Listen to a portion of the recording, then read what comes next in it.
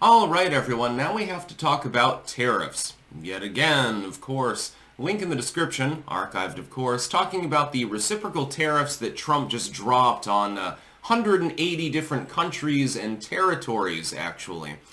The United States has been abused for a very, very long time with regards to tariffs.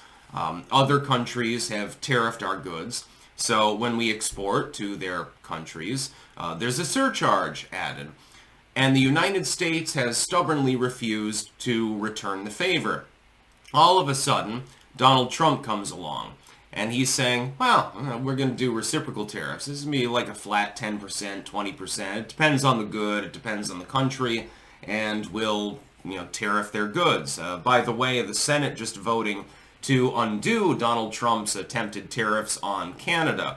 Mitch McConnell and Collins and Rand Paul were among those. I think Murkowski was the fourth one within the Senate, and I oppose them. I like Rand Paul. I really do. But he's being wrong. What this is not an attempt to undo fair trade and free trade. What this is an attempt to do is to restore negotiating power needs to be involved with regards to undoing the tariffs from other countries. The goal is not to actually tariff their goods. The goal is to gain negotiating leverage in order to undo their tariffs. They've been tariffing us up the ass for a very, very long time. I realize that Canada is a key ally, and I realize why you would want to defend them. I would rise up in defense of the Canadians myself. They're my brothers from another mother. That being said, though, the Canadian government has been tariffing U.S. goods at an excessive rate for a very, very long time. The whole goal is therefore to equalize trade. The whole goal is to get rid of tariffs entirely. The strange idea is that by imposing tariffs, you're actually removing tariffs. Because once you impose them, then you can say, hey, we can come to the bargaining table. Why don't you reduce your tariffs on U.S. dairy or remove them outright? Why do you have a tariff on U.S. automotive parts, on energy, on pretty much goddamn everything? Why do you have these? You're complaining, you're bitching about the tariffs that we're imposing, but we're just doing the same thing that you've already been doing for an extended period of time. That's the whole point. And so I believe that Donald Trump is fundamentally justified with the tariffs that are being imposed. I do not believe that Trump intends to retain them. I believe that it's a negotiating tactic. And I don't understand why did these people, I know why Mitch McConnell would vote against it, because Mitch McConnell is a turncoat. Why would Rand Paul vote against it?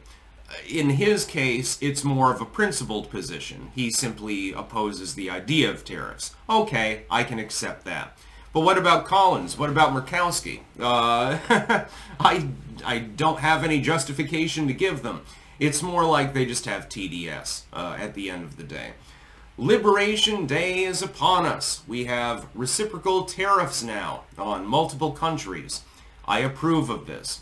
I do not believe in tariffs in and of themselves. I do not believe that they are a good idea. What I do believe in is using the threat of tariffs as a little bit of an over-the-head move and say, look, we're capable of tariffing your goods the same way that you're tariffing our goods. What we want is free trade, and that's all we're asking for. We want to be able to compete on an even keel. That's the only thing, the only goal that we have in mind. We're going to hold these tariffs over your head until you come to the bargaining table. Ta-da! That's it. That's what we need to be doing. Donald Trump is fundamentally justified in this move. He's fundamentally justified because these countries, think about it this way, with Canada or the UK or any of these others. They levy 100% tariff on soybeans or wheat or something like that. And then they complain when a 10% tariff is put on some export that they generally export to us. It makes absolutely no sense. Why are you complaining? It makes no sense whatsoever. Yeah, okay. You've been tariffing literally everything that we export to you at 100% plus in some cases. Sometimes it's 300%. Look at dairy products, for example, in Canada.